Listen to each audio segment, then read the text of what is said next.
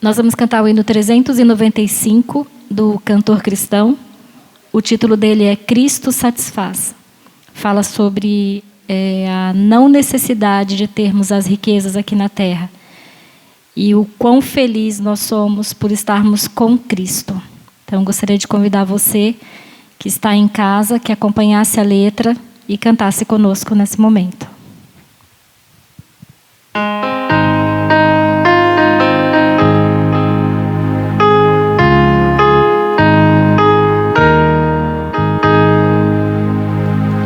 Riquezas não preciso ter, mas sim celeste bem, nem falsa paz ou vão prazer, porquanto crente tem eterno gozo no Senhor, por desfrutar o seu amor.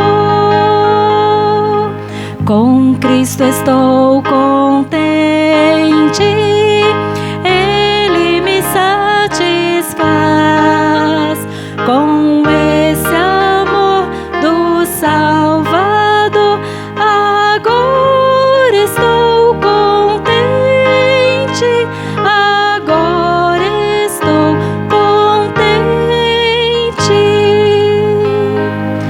Do mundo as honras para mim perderam seu valor. Já tenho a paz divina, enfim, servindo ao meu Senhor. Terei meu gozo principal ao vê-lo em glória triunfal. Com Cristo estou contente, Ele me satisfaz.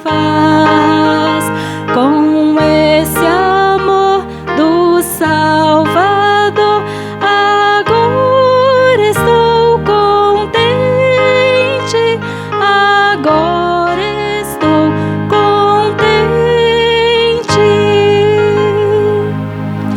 Até que esteja lá no céu, aonde Cristo entrou, e veja a face já sem véu de quem me resgatou. Desejo só aqui viver de um modo que lhe dê prazer. Com Cristo estou contente, Ele me satisfaz. Com esse amor do Salvador, agora estou contente, agora estou contente.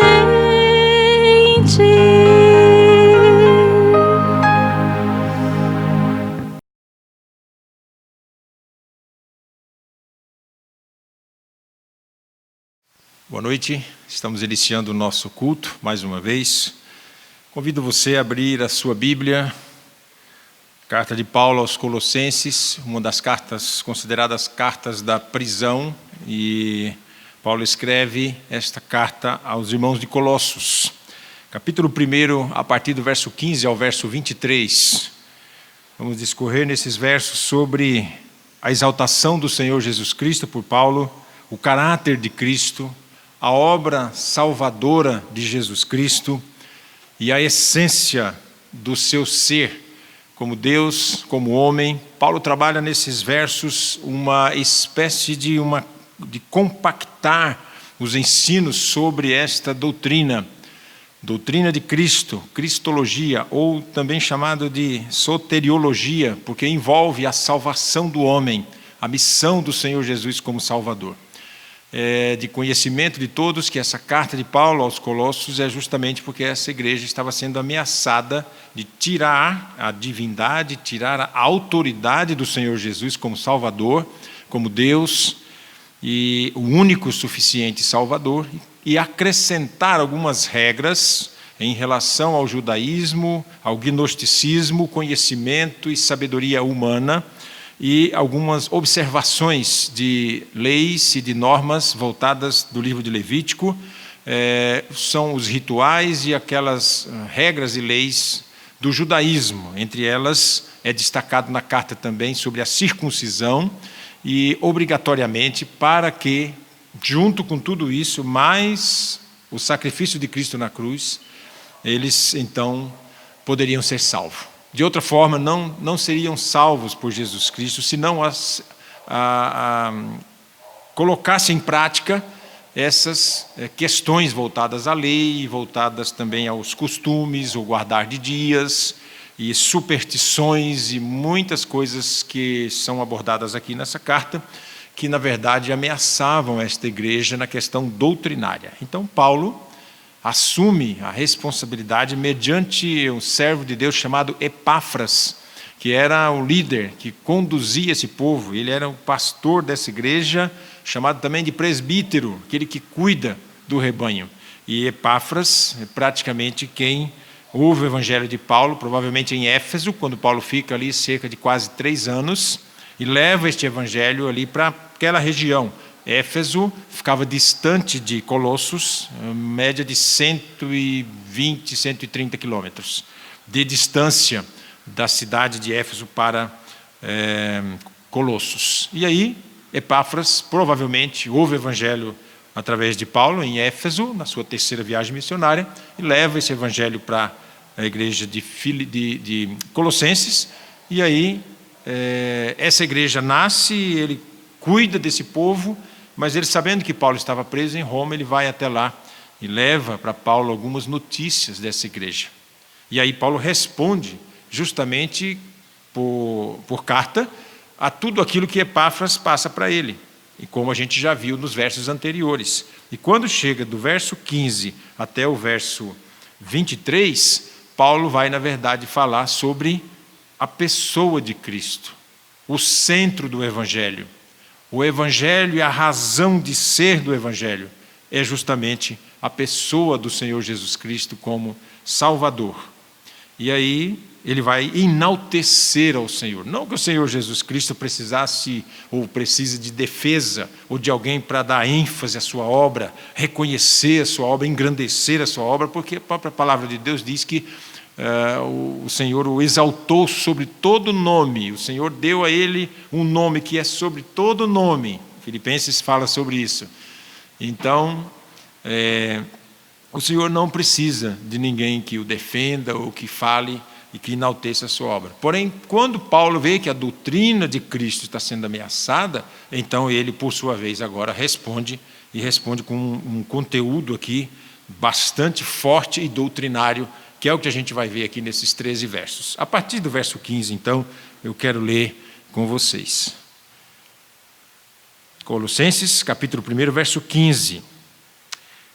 Este é a imagem do Deus invisível, o primogênito de toda criatura, pois nele foram criadas todas as coisas, nos céus e sobre a terra, as visíveis e as invisíveis, sejam tronos, sejam soberanias, quer principados, quer potestades, tudo foi criado por meio dele e para ele. Ele é antes de todas as coisas, nele tudo subsiste. Ele é a cabeça do corpo da igreja. Ele é o princípio, o primogênito de entre os mortos, para em todas as coisas ter a primazia, porque aprouve a Deus que nele residisse toda a plenitude, e que, havendo feito a paz pelo sangue da sua cruz, por meio dele reconciliasse consigo mesmo todas as coisas, quer sobre a terra, quer nos céus. E a vós outros também, que outrora erais estranhos e inimigos no entendimento pelas vossas obras malignas, agora, porém, vos reconciliou no corpo da sua carne mediante a sua morte, para apresentardes perante ele santos, inculpáveis, irrepreensíveis, se é que permaneceis na fé, alicerçados e firmes, não vos deixando afastar da esperança do Evangelho, que ouvistes e que foi pregado a toda criatura debaixo do céu, e do qual eu, Paulo, me tornei ministro. Vamos orar pedindo que Deus nos ajude na compreensão da sua palavra. Senhor, nós louvamos o teu nome pela obra maravilhosa do Senhor Jesus Cristo em nos salvar, em nos resgatar, em nos substituir na cruz, em ser o nosso fiador, aquele que pagou o preço por algo que nós não poderíamos pagar, o preço pelos nossos pecados, o resgate. E o Senhor Jesus se deu em nosso lugar de uma forma substitutiva, Ele nos substituiu, o sacrifício vicário de Cristo. Oh Deus, nós agradecemos ao Senhor por essa bênção maravilhosa, chamada salvação em Cristo Jesus, que é o único, suficiente, nosso Salvador e Senhor das nossas vidas. Nós te louvamos e pedimos que o Senhor nos ajude na compreensão da tua palavra. Em nome de Jesus que oramos. Amém. Quando Paulo escreve essa carta, então, ele tem no seu coração um objetivo, que era justamente desviar os pensamentos que estavam sendo colocados por aquelas pessoas que queriam se infiltrar no meio da igreja e, de certa forma, passar para aqueles irmãos, espalhar essa doutrina herética, dizendo que era necessário mais algumas coisas, mais alguns rituais, mais algumas coisas que eles poderiam fazer e obedecer, e regras para que eles fossem salvos. Além do sacrifício de Cristo na cruz, eles precisavam também acrescentar mais alguma coisa e algumas coisas que eles poderiam fazer para que, de fato, eles fossem salvos. Então, Paulo vai agora, depois de agradecer, ele faz uma oração de gratidão, depois ele faz uma oração pedindo que esses irmãos se tornassem sábios, que Deus colocasse no coração deles sabedoria e que eles fossem, de fato, impactados pela sabedoria de Deus e entendendo que eles precisavam muito colocar em prática o amor, a liberdade que eles tinham, porque o Senhor os libertou da lei, e colocar também a esperança no Senhor em prática. Quando chega aqui do verso 15 ao 23, ele muda um pouco o foco, ele sai da oração pelos colossenses, ele sai daquela oração em que ele faz preparando o coração deles para ouvir aquilo que ele tinha que falar, e praticamente dá sequência na sua introdução da carta, e depois ele vai falar sobre as suas saudações e também duas orações, uma de ação de graças e outra oração pelo crescimento espiritual dos colossenses. A partir do verso 15, então, que lemos, ele vai acrescentar a esta oração alguns pedidos para aqueles irmãos. Primeira coisa que ele fala, olha, eu quero falar para vocês sobre Jesus Cristo. Este Jesus Cristo que eu estou falando, e aí a gente vai ler um pouquinho antes, por exemplo, 2 versos para a gente entender, que é o verso 12 e 13, quando ele fala assim: dando graças ao Pai, que vos fez idôneos à parte que vos cabe da herança dos santos na luz. Ele, o Pai, nos libertou do império das trevas e nos transportou para o reino do Filho, falando de Cristo agora, do seu amor, no qual temos a redenção, a remissão dos pecados. Este que ele está falando aqui, está se referindo ao verso 13 e 14, que fala do Senhor Jesus Cristo. Este é a imagem do Deus invisível, o primogênito de toda a criação. Se a gente pensar só nesse verso, a gente cai num erro muito grande, que é o que crê os testemunhas de Jeová. Eles creem que o Senhor Jesus foi criado. Então ele é uma criatura também, ele não é igual a Deus se ele não tem a divindade de Deus. Então cria-se uma doutrina herética, os russelinos, né, que na verdade se identificam como testemunhas de Jeová, eles vão falar que Jesus é uma criatura, porque ele foi criado. Olha o que o texto está dizendo aqui. Este é o primogênito, é a imagem do Deus invisível, o primogênito de toda a criação.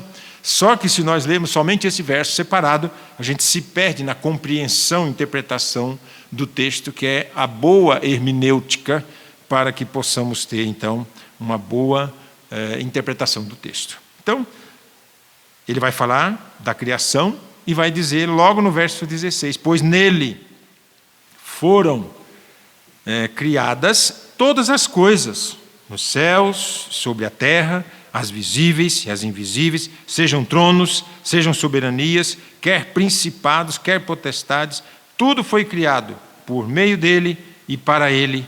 E o verso 16 termina aqui. Só no verso 16 a gente tem qual a razão que identifica o Senhor Jesus Cristo como Deus. Nele, por ele e para ele. Então, essas três palavras vão colocar diante do Senhor Jesus Cristo a ênfase da sua pessoa na questão da divindade. E aí você tem, por exemplo, o lado humano de Jesus Cristo e o lado divino. Aqui ele está falando do lado divino de Jesus. Mas no comecinho ele vai falar um pouco sobre o lado humano de Jesus, né? Faz parte da criação, se identificou com a criação, se identificou com o homem, com o ser criado, e ao ponto de se entregar por nós, pelo homem, pelo ser criado, por aquele que na verdade foi criado à imagem e semelhança de Deus e tinha, portanto, a natureza moral e também a espiritual. E o que o homem perde, então, quando ele tem a natureza moral e a natural? Ele perde a natureza moral, que eram justamente a impecabilidade. O primeiro homem, Adão, ele não tinha pecado, até o momento da queda. Com a queda ele perde, então, essa impecabilidade, esse atributo moral de Deus. O que permanece, então, de Adão para frente até chegar em nós? Natural. Então a gente continua com o pensamento, com o intelecto, com as emoções, com as vontades e com o poder de criação. Deus falou para o homem: crescei, multiplicai, enchei a terra, ou seja, você vai dar sequência à criação, cuidar e cultivar a natureza. Então ele é uma espécie de um gerente para cuidar das coisas que Deus deixou para ele cuidar. Então todos nós temos uma responsabilidade com algumas questões que o Senhor nos deu e nos capacitou. Então, a natureza moral era a impecabilidade, não tinha falhas, não tinha defeitos. A partir do momento que o homem pecou, houve a queda. Com essa queda ele perde a questão moral diante de Deus, e aí ele passa a ser um ser caído, pecaminoso. E Jesus, então, como homem, ele se identifica com esse ser, e ele vem ser um de nós. E a Bíblia fala do nascimento virginal do Senhor Jesus. Ele nasceu da virgem, ele nasceu e veio e nasceu, um menino se nos deu. Mas na sequência, Isaías capítulo 6, do 1 ao 3, ele vai dizer: o seu nome é maravilhoso, Deus forte, Pai da eternidade, príncipe da paz. E o principado está sobre os seus ombros. E ele é considerado o rei dos reis e o príncipe da paz. E o seu nome será Emanuel, que quer dizer Deus conosco. Só ali Isaías já faz uma projeção de todo o Antigo Testamento até o nascimento de Jesus para colocá-lo na questão de igualdade, na divindade com o Senhor. Ora Deus apresenta Jesus como homem, ora como divino. E aí o Senhor Jesus, quando vai conversar com seus discípulos, por exemplo, em João capítulo 14, verso 11, numa conversa com os discípulos, ele entra praticamente numa conversa com Filipe diretamente, que é quem praticamente faz o questionamento e pergunta: Senhor, mostra-nos o Pai, nós queremos ver o Pai. E o Senhor responde, capítulo 14, de João, verso 9 a 11. E disse-lhe o Senhor Jesus: eu estou há tanto tempo convosco, Filipe, e não tendes me conhecido? Quem me vê a mim, vê ao Pai. Eu e o Pai somos um. Como é que você pergunta: mostra-nos o Pai? Não crês tu que eu estou no Pai, que o Pai está em mim? E as palavras que eu vos digo, não as digo de mim mesmo, mas em mim, que está em mim e que faz as obras que eu faço. Não as digo de mim mesmo, mas o Pai que está em mim é que faz as obras. Crede-me que eu estou no Pai e o Pai está em mim. Crede-me ao menos por causa das mesmas obras. Eu faço as mesmas obras que o Pai. Então não há diferença entre você olhar para mim e olhar para o Pai, é o que o Senhor Jesus relata para Filipe e para os demais discípulos que estavam ali com ele. Então ele se identifica como o próprio Senhor e também como Deus. Quem vê a mim, vê o Pai, e eu e o Pai somos um.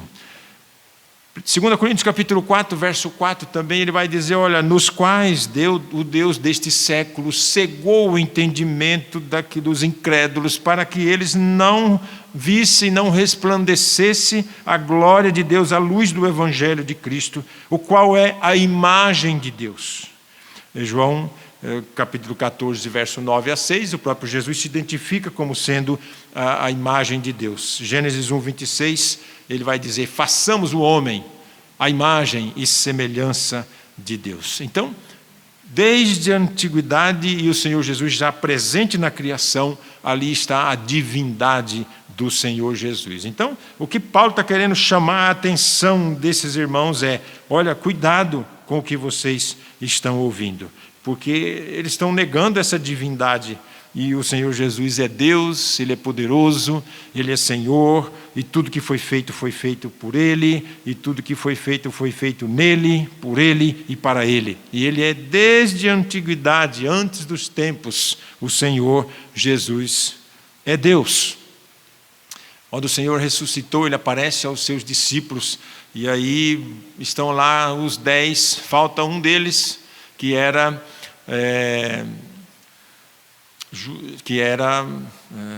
Tomé. E Tomé, então, ele duvida, porque depois os discípulos vão falar para ele, Tomé, olha,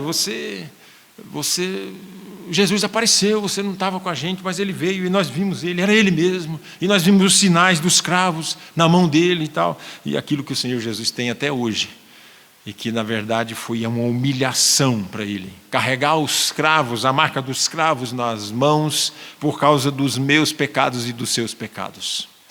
O Senhor Jesus se humilhou, e essa questão da humilhação era justamente, de certa forma, se igualar a um de nós.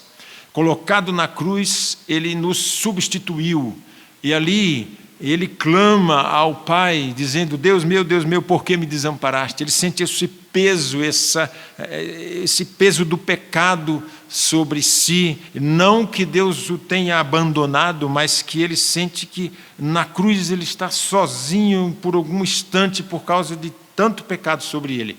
Ele é o nosso substituto, então a morte vicária de Cristo na cruz é que nos substituiu, e aí vem a redenção, a remissão dos pecados, que é isentar de culpa, e vem a propiciação, que na verdade é cobrir os pecados com o sangue.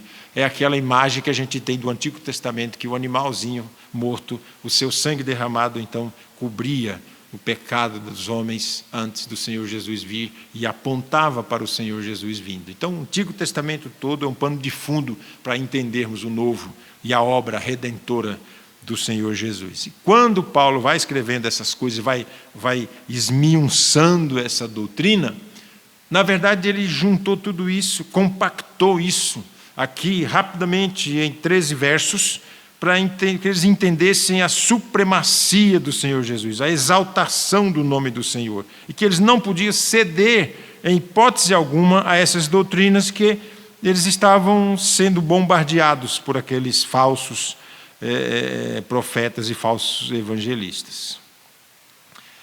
Nele foram criadas todas as coisas nos céus, sobre a terra, as visíveis e as invisíveis, sejam tronos, sejam soberanias, quer principado, quer potestade. Tudo foi criado por meio dele e para ele. E ele é antes de todas as coisas, nele tudo subsiste. Verso 17, ele vai explicar sobre Jesus como uma verdade axiomática, quer dizer, verdade que por si só se explica. Ele é antes de todas as coisas, e não tem mais aquilo que ficar questionando muito. Então, Paulo disse, ele é antes de todas as coisas, ele é Deus, ele é o Senhor, ele é antes de tudo, antes da fundação do mundo, e quando foi formado o homem, ele já estava lá. Façamos o homem, a imagem e semelhança de Deus. Gênesis 1, 26. Então, quando Jesus vai falar sobre isso para Tomé, Tomé duvida e não entende muito bem até que o Senhor Jesus aparece a ele, uma semana depois de ter aparecido aos discípulos. E vai na sua direção e diz a ele: Tomé, sou eu mesmo. Olhe bem, coloque as mãos aqui, olhe minhas mãos. Aqui do lado há uma marca da lança também, da espada. Põe a mão aqui. E aí a gente não sabe de fato se Tomé fez isso ou não, mas a gente sabe que ele faz uma confissão no final do verso 28. Senhor meu e Deus meu. Então não há dúvida nenhuma que o Senhor Jesus é Deus. Verso 17. Ele é antes de todas as coisas, nele tudo subsiste. 18. Ele é cabeça do corpo da igreja, ele é o princípio, o primogênito dentre os mortos, para em todas as coisas ter a primazia, porque aprove a Deus que nele residisse toda a plenitude. Capítulo 2, verso 9. Portanto, nele habita corporalmente toda a plenitude da divindade. Também nele estáis aperfeiçoados. Ele é o cabeça de todo o principado e potestade. Então, Paulo afirma em Colossenses 1, 19,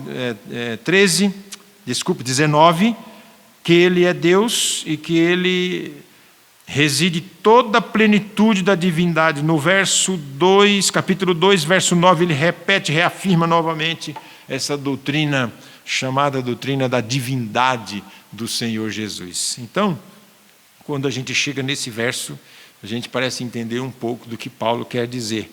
E ele está dizendo, olha, a plenitude. Plenitude significa cheio por completo. Totalmente cheio. Então, se a pessoa falar, eu tenho um copo com água, meio de água, mas se ele falar assim, olha, esse copo está totalmente cheio de água, ao encher este copo com água totalmente, então a gente vai encher até ele ficar totalmente cheio. Significa pleno. Plenitude significa estar cheio totalmente.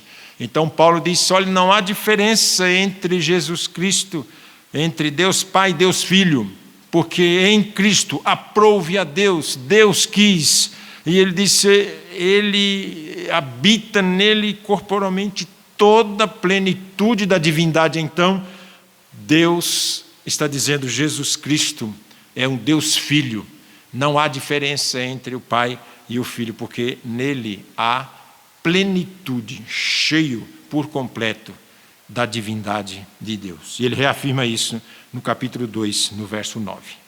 Verso 20, e que havendo feito paz pelo sangue da sua cruz, por meio dele, reconciliasse consigo mesmo todas as coisas, quer sobre a terra, quer nos céus. Aqui a gente tem a doutrina da reconciliação. O Senhor Jesus reconciliando o homem, porque ele caiu, por causa da queda, ele perdeu o seu relacionamento com Deus e há uma ruptura. Isaías capítulo 59, verso 2, diz que as nossas transgressões fazem divisão entre nós e Deus. E o Jesus vem com o seu sangue e, de fato, remove essas transgressões, limpa, encobre, que é a doutrina da propiciação.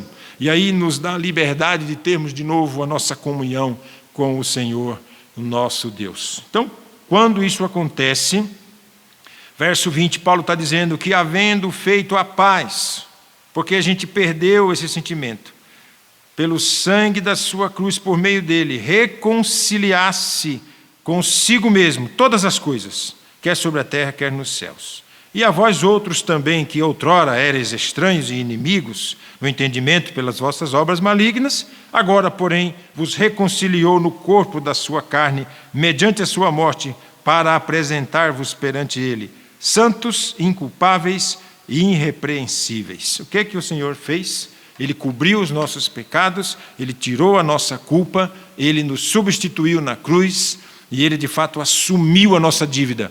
Cristo é o nosso fiador. Fiador é aquela pessoa que assume a sua dívida. Ele, na verdade, não tem dívida, mas ele diz, se houver algum problema, eu vou assumir a sua dívida. É isso que o Senhor Jesus faz. Ele não teve pecado, ele não pecou. A questão dele ter a sua natureza humana e natureza divina, que os pais da igreja chamavam de união hipostática de Deus. Deus homem e Deus Jesus Cristo, homem e ao mesmo tempo divino. O Deus e o homem. Então, essa união hipostática das duas naturezas, natureza divina e natureza humana, não fere a divindade e a santidade do Senhor Jesus. Ele continua sendo Deus e sendo santo, mesmo se igualando, mesmo indo na cruz no nosso lugar, mesmo assumindo e substituindo cada um de nós. Ele nos traz paz, ele elimina completamente a nossa culpa, havendo feito paz, agora, porém, vos reconciliou, verso 22, no corpo da sua carne, mediante a sua morte, para apresentar-vos perante ele santos, inculpáveis e irrepreensíveis. Deus nos isenta de qualquer tipo de culpa em relação ao pecado e nos une novamente a Deus, nos reconcilia a Deus. E por último, verso 23, ele diz: se é que permaneceis na fé, alicerçados firmes, não vos deixando afastar da esperança do Evangelho, por conta dessas influências que vocês estão tendo, porque o Evangelho que vocês ouviram e que foi pregado a toda criatura debaixo do céu, e do qual eu, Paulo, me tornei ministro, é esse o Evangelho da salvação, em que Jesus se apresenta como Deus e como homem, e Ele mesmo elimina totalmente o pecado, a impureza, e nos coloca em situação de irrepreensíveis diante de Deus. A ideia é que quando o Senhor Jesus olha para nós, e quando Deus olha para nós, Ele não enxerga os nossos pecados, porque o sangue do Senhor Jesus Cristo nos purificou e numa propiciação cobriu completamente os nossos pecados. Assim sendo, nós temos essa bênção da salvação, não por mérito nosso, não por guardar dias, não por frequentar cultos, não por estar presente na igreja, mas porque o Senhor Jesus nos salvou e nos comprou com seu sangue. O processo agora, então, é de santificação, buscar, então, permanecer fiel, é a perseverança dos santos em Cristo Jesus. Que o Espírito Santo nos ajude e que Deus nos ajude a permanecermos firmes. É o que Paulo encerra quando ele termina de falar da supremacia de Cristo, do poder de Cristo, de Jesus Cristo como Senhor e Salvador, dele como o Deus encarnado. Ele fecha dizendo: se é que vocês realmente estão nessa fé e conhecem realmente, estão alicerçados e apoiados nesta fé, que é a fé na esperança do Evangelho, que eu criei e que eu preguei para vocês, e esse é o Evangelho que vocês ouviram, e é isso que Epáfras tem pregado para vocês. Que o Senhor nos ajude, que Deus nos abençoe, e que a gente entenda um pouquinho mais sobre a supremacia de Cristo. Estudar sobre o Senhor Jesus é desafiador, é difícil, mas nos coloca num patamar diferente quando nós descobrimos que a gente não vai entender muito sobre este amor, sobre esta graça e sobre a fé, porque o amor de Deus é impossível de se decifrar, é singular. Nós cantamos um hino que diz: o amor de Deus é singular, ninguém jamais pode explicar. Esse Jesus que se deu por nós na cruz é Deus, Ele é homem, e Ele nos satisfaz, Ele alegra o nosso coração. Por isso que a gente canta e diz: com o Senhor Jesus eu estou contente. Com Jesus eu vivo alegre e eu vivo contente. Riquezas não precisam ter, pois com Jesus eu estou contente e satisfeito. Deus nos abençoe e nos ajude no entendimento da sua palavra e entendemos perfeitamente em quem nós estamos alicerçados. Por isso que Paulo dizia nas suas cartas: eu estou bem certo, eu sei quem tenho crido, estou bem certo que é poderoso para guardar o meu tesouro até o dia final. Deus nos abençoe, em nome de Jesus. Amém.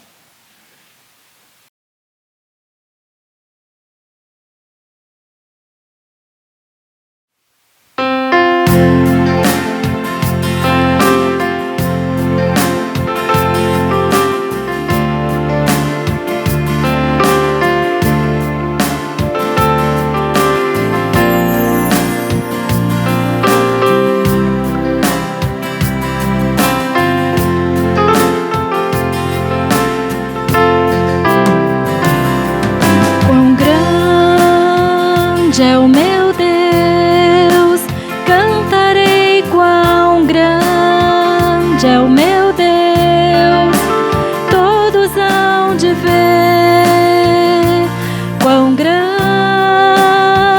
é o meu Deus.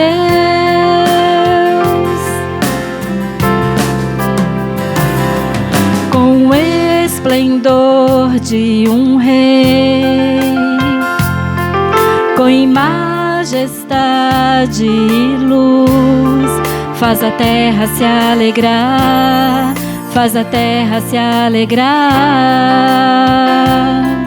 Ele é a própria luz, e as trevas vão fugir, tremer com sua voz, tremer com sua voz. Quão grande é o meu Deus, cantarei quão grande é o meu Deus, todos hão de ver quão grande é o meu Deus.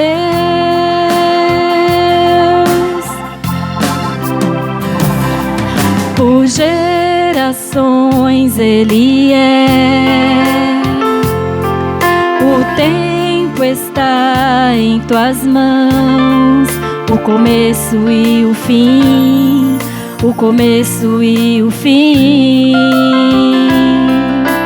Três se formam em um: Filho, Espírito e Pai, Cordeiro e leão, Cordeiro e leão. Quão grande é o meu Deus, cantarei quão grande é o meu Deus, todos hão de ver quão grande é o meu Deus.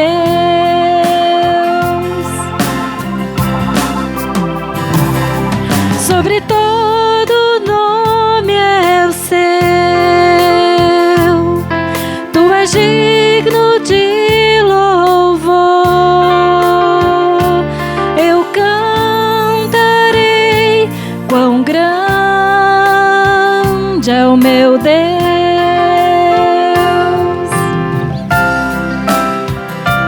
quão grande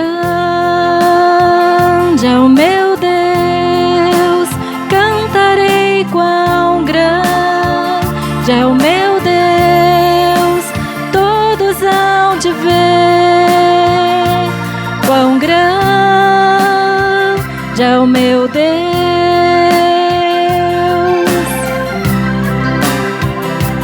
quão grande é o meu Deus, cantarei quão grande é o meu Deus, todos hão de ver quão grande é o meu Deus.